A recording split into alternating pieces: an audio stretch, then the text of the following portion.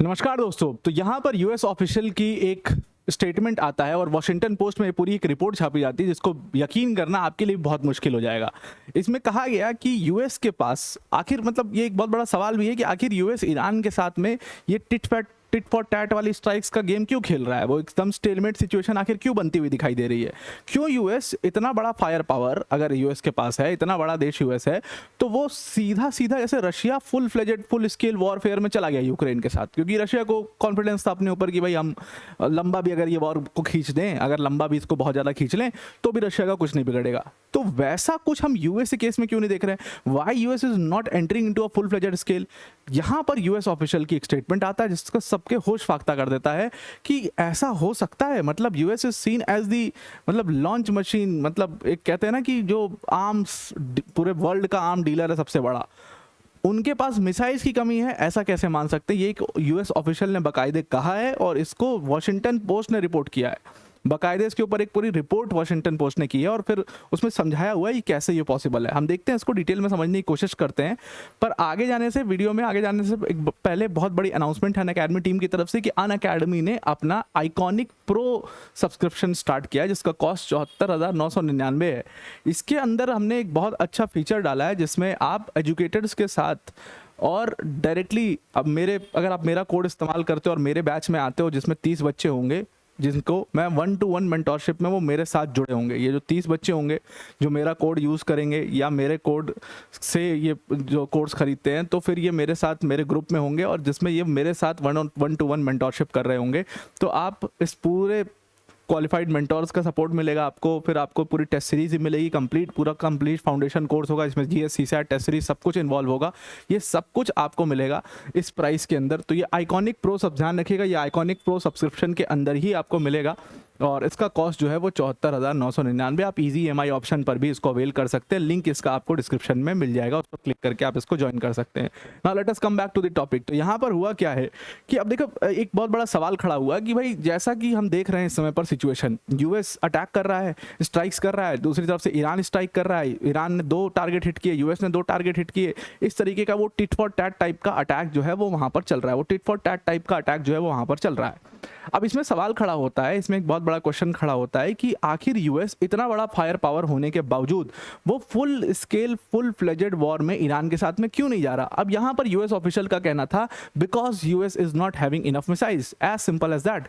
US को पता है कि ये जो वॉर है अगर ये बहुत लंबा खिंच गया तो कहीं ना कहीं मैं इसमें फंस सकता हूँ।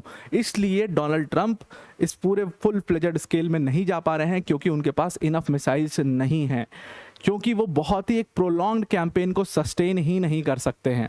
अब ये शॉकिंग बात होगी, मतलब आप सोचोगे यार यूएस जैसा फायर पावर जो पूरे दुनिया को आर्म्स बेच रहा है, जो चाहता है दुनिया वॉर में रहे और दुनिया में वॉर होते रहे, कन्फ्लिक्ट होते रहे, ताकि हमारी जो बड़ी बड़ी आर्म्स कंपनीज हैं जिन्होंने हमें चुनाव जिता करके यहाँ बैठाया है हम उनको बिजनेस दे सकें।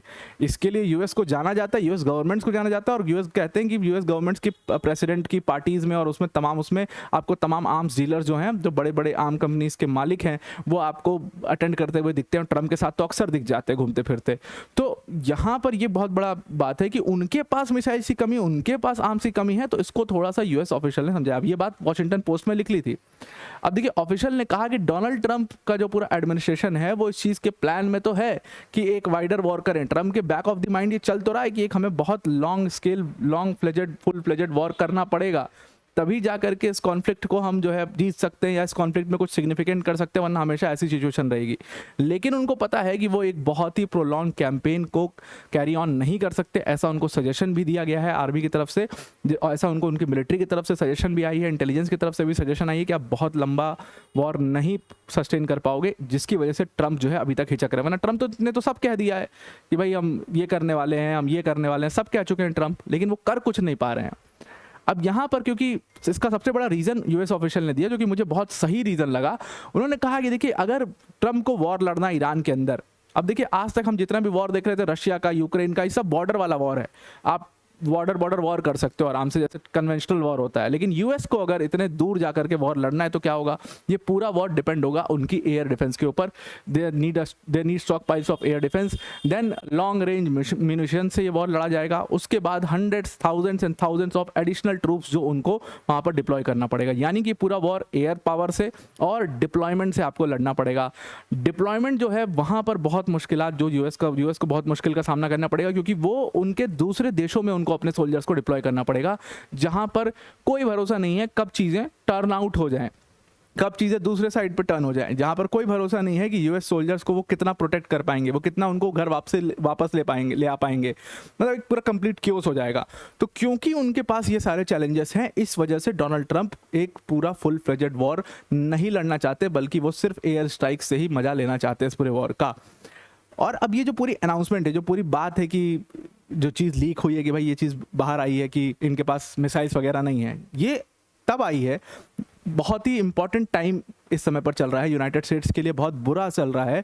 जब हमने अभी पिछले हफ्ते सुना कि 3 यूएस सोल्जर्स जो है वो मारे गए, 2 मारे गए, 1 मिसिंग था, मतलब probably 3 US soldiers were killed, hundreds were injured, बहुत सारे इंजर्ड हुए। यूएस के अब जो इंफ्रास्ट्रक्चर था, जो बेस का इंफ्रास्ट्रक्चर था, उसके ऊपर ईरान ने सटीक अटैक करना शुरू किया। अब आप नहीं सुन रहे हो कि मिसाइल वॉज इंटरसेप्टेड और यहाँ पर इंटरसेप्ट हो गया, यहाँ पर इंटरसेप्ट हो गया, यानी कि पैट्रियट मिसाइल सिस्टम की भी कहीं ना कहीं कमी है, जिसको मैं कवर भी कर चुका हूँ, उसकी भी प्रॉब्लम जो है वो हम गिन चुके हैं। दूसरी चीज़ यहाँ पर है कि जो एयरक्राफ्ट हैं यूएस के, अब वो भी डाउन होना शुरू हो चुके हैं, और ये जो कैजुअलिटीज़ हो रही हैं यूएस के लिए एडअप होते जा रही हैं, और जब ये यूएस पहुँचती हैं तो कहीं ना कहीं ट्रंप के लिए बहुत मुश्किल होगा। और ये सब देखने के बाद हिम्मत नहीं बढ़ पा रही है इनकी कि ये और एडिशनल डिप्लॉयमेंट करें और एक फुल फ्लेजेड स्केल में वहाँ पर वॉर में उतरे। ट्रंप ने, आप देखिए कि सारे गोल्स अपने बता दिए, इसीलिए आप देखो कि इसमें ईरान के वॉर में पूरा ऑब्जेक्टिव जो है बार बार चेंज होता जा रहा है। ट्रंप ने बोल दिया कि सबसे पहले कि हम न्यूक्लियर को डिसमेंटल करेंगे, पूरा उनका न्यूक्लियर पावर ख़त्म कर देंगे, उनकी आर्मी को बिल्कुल ख़त्म कर देंगे, उनकी जो रिजीम है उसको हटा देंगे, नया अपनी मतलब की सरकार बना देंगे। फिर कहने लगा अचानक से वो कि भाई स्टेट ऑफ हॉर्मुज़ के ऊपर मुझे कब्जा करना है, लेकिन कर वो कुछ नहीं पा रहा इनमें से। इसीलिए नहीं कर पा रहा है क्योंकि ये करने के लिए आपके पास एक बहुत तगड़ी अंडरस्टैंडिंग होनी चाहिए वॉर की, उस रीजन की, और आप ऑन ग्राउंड जब तक नहीं उतर पाओगे तब तक आप कैसे स्टेट ऑफ हॉर्मुज़ के ऊपर पूरा कंट्रोल ले लोगे। तो ऑन ग्राउंड वहाँ पर आपको उतरना ही पड़ेगा, ऑन ग्राउंड उतरे बिना ये वॉर आप नहीं जीत सकते। और इसके ऊपर बहुत लिखा पड़ा कि जैसे अभी इनको लग रहा है, यूएस को ये लग रहा है कि हम जैसा हमने जापान के साथ कर दिया वर्ल्ड वॉर 1-2 में, वैसा कुछ अगर कर दें तो बड़ा आराम से ये वॉर निकाल ले जाएंगे, जो नहीं कर सकते वो। अब जापान के साथ भी इनके साथ ये हुआ था, वियतनाम में जहाँ पर भी ये ग्राउंड पर उतरे हैं, अफगानिस्तान, वियतनाम, जापान, इनकी बड़ी कैजुअलिटी होती है। तो एक इतिहास देख के भी ट्रंप वो गलती नहीं करना चाह रहे, और इसके ऊपर बहुत ज़्यादा लिखा पड़ा है कि ये पूरी गलती जो है ट्रंप की है। जो स्ट्रेट ऑफ हॉर्मुज़ के ऊपर पूरी तरीके से उन लोगों ने कंट्रोल ले लिया है ईरान ने, उसके बीच में जो ट्रंप ऐसे स्टेलमेट में फंस गए हैं, उसके पीछे का कारण ट्रंप की खुद की गलती है। अब यहाँ पर जब ट्रंप ने जल्दबाजी में ये एमओयू किया था 14 पॉइंट का ईरान के साथ में, उसमें ये सारी सोवरेन राइट्स ट्रंप ने खुद ही थाल में सजा करके ईरान को दे दिया, और उन्होंने उस सोवरेन राइट को एक्सरसाइज करना शुरू किया, इसीलिए शिप्स को हिट करना उन्होंने शुरू किया। और फिर उसके बाद उनको एक तो जो पूरा निगोशिएशन चला लगभग 1 महीना ये पूरा सीजफायर चला, उसमें वो रीग्रुप करते बहुत तेजी से, रीग्रुप करके उन्होंने अपनी काफ़ी फोर्स जुटा ली, और सबसे पहले उन्होंने स्टेट ऑफ हॉर्मुज़ पे ही अपना कंट्रोल को स्ट्रांग किया कि भाई यही हमारा मेन न्यूक्लियर वेपन है, यही हमारा, भले न्यूक्लियर वेपन हो ना हो, यही हमारा न्यूक्लियर वेपन है। और उसके बाद हम क्या देखते हैं कि स्टेट ऑफ हॉर्मुज़ पर ट्रंप कुछ भी नहीं कर पाते, ब्लॉकेड हो जाता है, दोनों तरफ से खत्म हो जाती है बात, और वहाँ पर ट्रंप आकर के एक पूरे स्टेलमेट सिचुएशन में फंस जाते हैं, जहाँ पर वो उससे आगे बढ़ ही नहीं पा रहे हैं, वो कुछ उससे आगे कर ही नहीं पा रहे, जितना डिस्ट्रक्शन करना था वो कर चुके हैं वो। अब अगर ट्रंप को रीओपन करना है स्टेट ऑफ हॉर्मुज़ को, तो it will require overwhelming force की आपको इसमें रिक्वायरमेंट होगी, जहां पर आपके पास बहुत ज़्यादा एयरक्राफ्ट होने चाहिए, वहां पर डिप्लॉयमेंट आपका tens and thousand of troops का डिप्लॉयमेंट होना चाहिए, वॉरशिप्स वहां मौजूद होनी चाहिए, सब कुछ कंप्लीट पूरा लश्कर आपका वहां पर लगा होना चाहिए। हालांकि ट्रंप ने थोड़ा बहुत इंटरेस्ट वो हमेशा दिखाते रहते हैं कि भाई ग्राउंड ऑपरेशन करना पड़ेगा, उनको ही पता है कि ग्राउंड ऑपरेशन के बिना कुछ भी नहीं हो सकता, और उन्होंने इसको एडमिट भी किया है कि ground operation can be a possibility there, but उनको भी ये बात अब पता चल चुकी है कि उनकी मिलिट्री के पास उतना माइट नहीं है, they don't have enough missiles, ऐसा यूएस ऑफिशियल का कहना था कि दे ऑल्सो नो कि उनके पास इनफ मिसाइल्स नहीं है, इसीलिए वो फुल फ्लेजेड स्केल वॉरफेयर में नहीं जा रहे हैं, पूरे कंप्लीट वॉर नहीं कर रहे हैं। And this is the problem, जिसके बाद ट्रंप अब एक बहुत ही बुरी सिचुएशन में फंस चुके हैं। अब वहाँ पर डोमेस्टिक जो सिचुएशन है वो बदल रही है, वहाँ पर इलेक्शंस होने वाले हैं मिड टर्म के, जो पूरा ऑयल का प्राइस है वो $4 पर गैलन पहुंच चुका है।